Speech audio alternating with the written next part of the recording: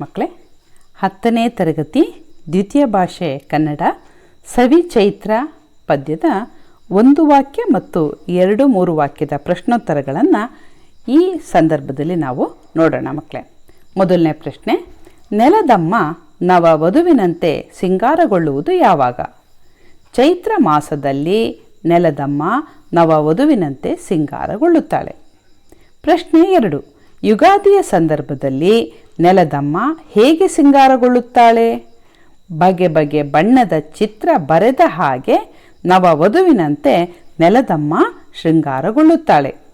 ಚೈತ್ರದಲ್ಲಿ ಯಾವುದರ ವಾಲಗ ನಡೆದಿರುತ್ತದೆ? ಚೈತ್ರದಲ್ಲಿ ನೆಲ ಮುಗಿಲುಗಳ ವಾಲಗ ನಡೆದಿರುತ್ತದೆ. ಸವಿಚೈತ್ರದ ಸೊಬಗು ಏನು?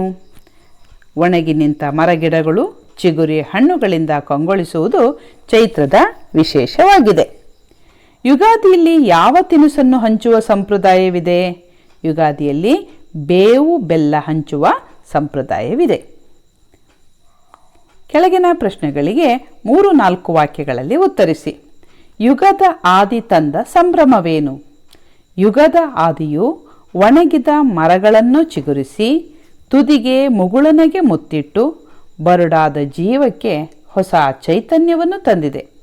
ಪ್ರಕೃತಿಯಲ್ಲಿ ಬಗೆ ಬಗೆ ಬಣ್ಣದ ಚಿತ್ರಗಳಂತೆ ಹೂ ಅರಳಿ ನಿಂತಿದೆ. ಪ್ರಕೃತಿಯು ಹಸಿರಿನಿಂದ ಕಂಗೊಳಿಸಿ ಭೂತಾಯಿ ನವ ವಧುವಿನಂತೆ ಅಲಂಕಾರಗೊಂಡಿರುವ ಹಾಗೆ ಕಾಣುತ್ತಿದ್ದಾಳೆ. ಪ್ರಶ್ನೆ 2, ಚೈತ್ರದಲ್ಲಿ ಹಕ್ಕಿಗಳ ಕಲರವ ಹೇಗಿರುತ್ತದೆ ಎಂದು ಕವಿ ವರ್ಣಿಸಿದ್ದಾರೆ. ಚೈತ್ರ ಮಾಸದಲ್ಲಿ ಎಲ್ಲ ಗಿಡ ಮರಗಳು ಚಿಗುರಿ ಬಣ್ಣದ ಹೂಗಳಿಂದ ಪ್ರಕೃತಿಯು ಮನೋಹರವಾಗಿ ಕಂಗೊಳಿಸುತ್ತದೆ. ವಸಂತನ ಆಗಮನದಿಂದ ಕೋಗಿಲೆಯ ಮಧುರ ಕಂಠ ಮತ್ತಷ್ಟು ಇಂಪಾಗಿ ಕೇಳುತ್ತಿದೆ. ಹಕ್ಕಿಗಳೆಲ್ಲ ಹೊಸ ಉತ್ಸಾಹದಿಂದ ಕೂಡಿದ್ದು ಕೋಗಿಲೆಯ ಧ್ವನಿಗೆ ಹಕ್ಕಿ ಪಕ್ಷಿಗಳ ಕಲರವ ಸೇರಿ ಮತ್ತೇರಿದಂತೆ ಗೋಚರಿಸುತ್ತದೆ ಎಂದು ಕವಿ ವರ್ಣಿಸಿದ್ದಾರೆ.